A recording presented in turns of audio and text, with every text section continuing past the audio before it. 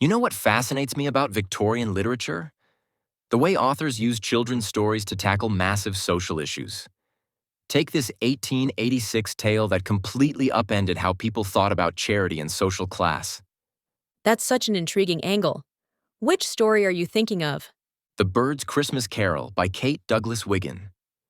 On the surface, it's about a girl named Carol Bird, born on Christmas Day, but it's actually this revolutionary commentary on class divisions during the Gilded Age, when the wealth gap was even wider than it is today. Hmm, that timing seems significant, right in the middle of all those social reforms of the 1880s.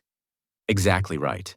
And what's fascinating is how Wiggin uses this young character who, despite being from a wealthy family and dealing with a serious illness, develops this remarkable awareness of social inequality. It's like she's holding up a mirror to society's blind spots. Well, that makes me wonder, how did Victorian readers respond to such progressive ideas in what appeared to be a children's story? You know, that's the brilliant part. Wiggin wrapped these radical ideas in such warm, accessible storytelling that people embraced it. Carol's character becomes this bridge between social classes, which was pretty much unheard of in children's literature of that time. That's quite sophisticated for the era. How does Carol actually navigate these class differences? Well, she orchestrates this elaborate Christmas celebration for the Ruggles family who live in poverty nearby. But here's what's really interesting. She doesn't approach it with this typical Victorian charitable condescension. Instead, she spends weeks learning about each family member's individual interests and dreams. So she's basically modeling a whole new approach to social responsibility. Right. And remember, this is during an era when most charitable giving was about maintaining social hierarchies rather than breaking them down. Carol's approach is revolutionary because she sees the Ruggles family as equals worthy of genuine friendship.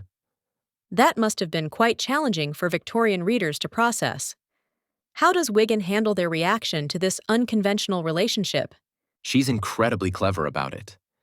Through Carol's genuine warmth and sincerity, she shows how these social barriers are actually artificial.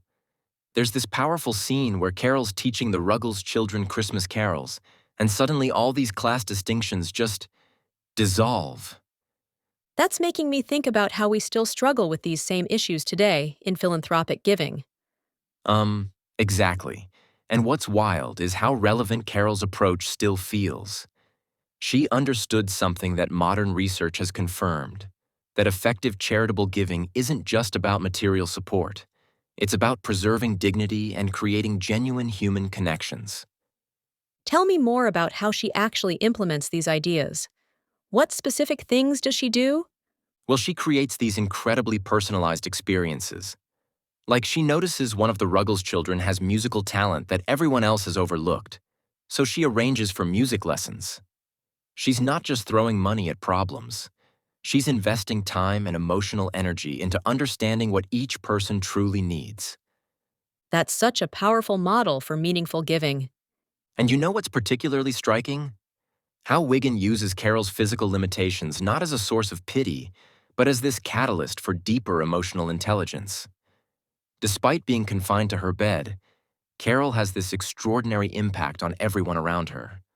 It sounds like she's really challenging the Victorian notion of capability and worth. Absolutely right. And here's the thing. In an era obsessed with material progress, Wiggins suggesting that true strength might look completely different than what society expects. Carol's influence comes entirely from her emotional wisdom and genuine care for others. That feels especially relevant today, when we're so focused on measurable outcomes in charitable giving. You know, that's such a good point. Carol's approach would probably fail most modern metrics for charitable impact, but the story shows how these deep, personal connections create ripple effects that transform both the givers and receivers. How does the story handle the religious aspects of Christmas? I imagine that would have been pretty central in Victorian literature. Surprisingly, Wiggin takes this really subtle approach. The Christian themes are there, but they're expressed through actions rather than preaching. It's more about how giving transforms us than about any specific religious message. That's quite progressive for its time, isn't it? Definitely. And what's really powerful is how the story suggests that true generosity isn't about grand gestures or even material wealth. It's about seeing others clearly and responding to their needs with genuine understanding.